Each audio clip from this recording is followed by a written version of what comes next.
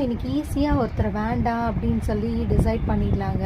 But ஒரு காலத்தில் அவங்க நம்மளோட லைஃப்பில் என்ன ரோல் ப்ளே பண்ணாங்க அப்படிங்கிறத கொஞ்சம் கண்ணு மூடி ஒரு 10 மினிட்ஸ் யோசிச்சு பார்த்துட்டு இன்றைக்கி அவங்கள வேண்டான்னு முடிவு பண்ணுங்கள். ஏன்னா நம்ம நிர்கதியாக நினைப்போ அவங்க அந்த இடத்துல இல்லாமல் இருந்திருந்தா இன்றைக்கி நம்ம இந்த இடத்துல நின்றுருக்க முடியுமா அப்படிங்கிறத ஃபர்ஸ்ட் யோசிச்சு பாருங்கள். இன்றைக்கி நம்மக்கிட்ட எது வேணால் விலை கொடுத்து வாங்குகிற அளவுக்கு நம்ம கோடீஸ்வரங்களாக இருக்கலாம்.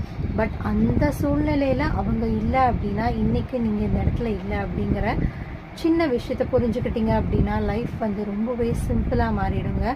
ஸோ ஒரு காலத்தில் இன்றைக்கி இல்லை அப்படின்னாலும் அவங்கள நம்ம இன்றைக்கி அப்படி ஹர்ட் பண்ணோமே, அவங்கள அவாய்ட் பண்ணோமே அப்படின்னு சொல்லி அதை விட பெரிய ஒரு ஹர்ட், அதை விட ஒரு பெரிய அவாய்டன்ஸ் வர்றதுக்கு எவ்வளோ நாள் ஆக போது சொல்லுங்கள்.